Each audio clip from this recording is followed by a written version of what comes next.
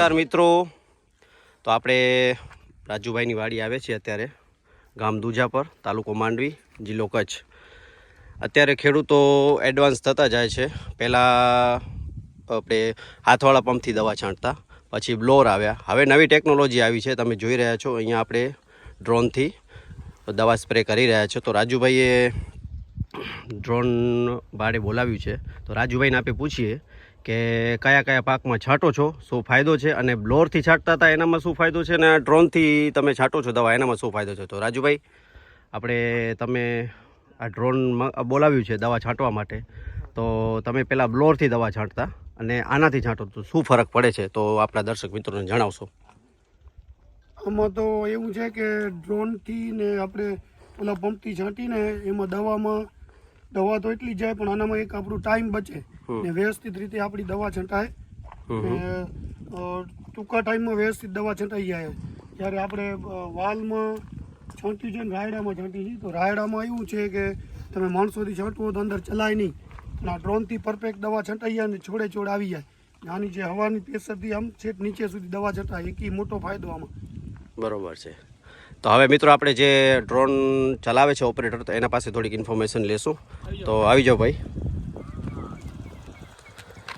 શું નામ છે તમારું? અચ્છા, ને તમે આ ડ્રોન વસાવ્યું છે, તો આનું કેવી રીતે તમે ચાર્જ લ્યો છો, અને શું આનું મેન્ટેનન્સ ખર્ચ છે, ને કેવી રીતે આ વર્ક કરે છે, એ જરા આપણા દર્શક મિત્રોને સમજાવશો. આમ તો એકરે અમે 500 રૂપિયા એવો ખર્ચો લે છે, 500 થી 600 રૂપિયાની વચ્ચે હાલે છે ઓકે. એક એકરના. અને એક એકરમાં ઓછામાં ઓછું 10 લીટર પાણી આપણે જોઈએ છે. ઓકે. એનામાં દવા આપણે એકરના પ્રમાણે નાખવાની આવશે, એટલે એકરે જે આપણો ડોસ આવતો હોય ઓકે એ પ્રમાણે નાખવાનો રહેશે. અને આની અંદર બેટરી બેકઅપ કેટલું આવે છે? તમે એક વખત ઉડાડો તો કેટલું બેટરી આવે છે? આપણે 3 એકર કાઢી શકે છે. ઓકે. એપ્રોક્સિમેટલી ટાઈમ કેટલું જાય છે 3 એકરમાં એમ ઉડવા? 20 મિનિટ જેવું. ઓકે, તો 20 મિનિટનું બેકઅપ સમજવાનું કે 20 મિનિટ ચાલે છે. ઓકે. તો મિત્રો આપણે આવી ગયા છીએ રાજુભાઈના રાયડામાં, અને રાજુભાઈ આપને ઇન્ફોર્મેશન આપશે કે કઈ કંપનીનો ને કઈ જાતનું રાયડો વાવ્યો છે. તો રાજુભાઈ, આપણે તમે કહેતા હતા કે 2 ક્વોલિટી વાવેલી છે, તો કઈ છે ને શું છે ને કેવી રીતે ઇન્ફોર્મેશન આપો. આમાં 2 એકરનો પ્લોટ છે. આમાં અડધામાં આપણે બંને પાયોનિયરના જ છે. ઓકે. એમાં એક 36-38 નવી વેરાયટી આવી છે, બહુ સારી છે. ઓકે. ને આ બાજુ 45-46 છે. બરોબર. બંનેનો માલ તો સારું જ છે, પણ જે આ 36-38 જે આ નવી વેરાયટી આવી છે ને, એમાં ફળી લૂંગ સારી છે ને એનો દાણો બહુ જાડો છે. ક્વોલિટી ઓના કરતાં બેસ્ટ લાગે છે.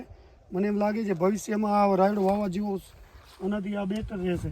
હવે આ જ્યારે કટિંગ લેશું ને ત્યારે આઈડિયા આવી જશે કે તેનું ઉત્પાદન કેટલું થાય છે.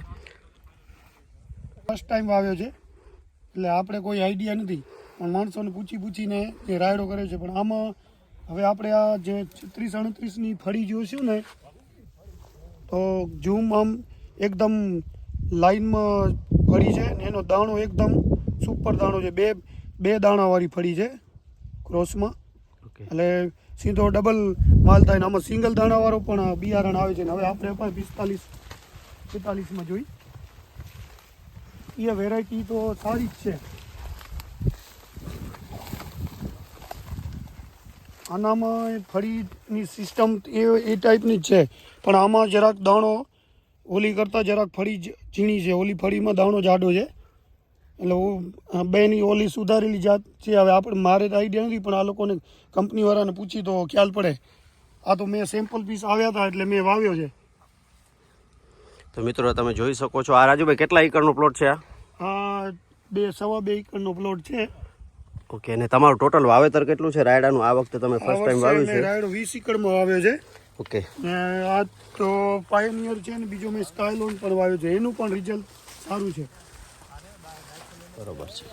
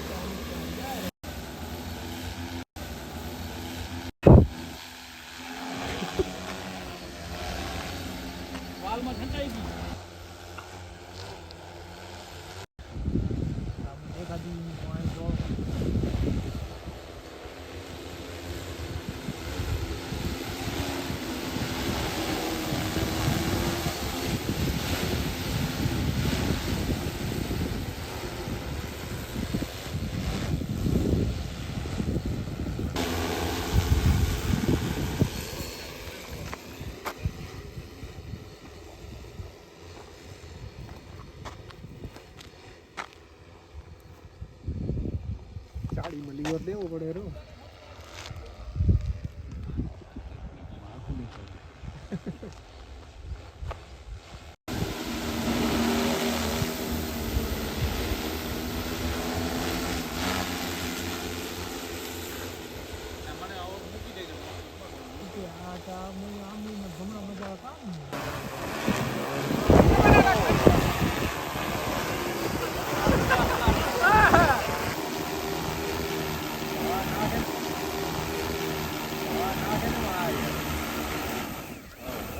હેલિકોપ્ટર વાળી ગોળી વીખી નાખી અડધો કલાક નહીં લાગે ખુલી યાર બોલ્ટ હું જાણ કાવ હવે એવું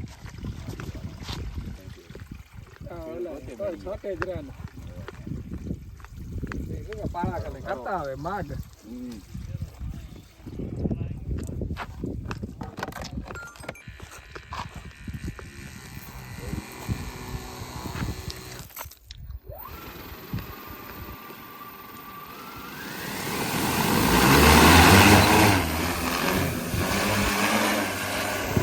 તારી ખબર રાજુ એક મોટર ખણી આવ્યો આની બ્રશ લે નાખે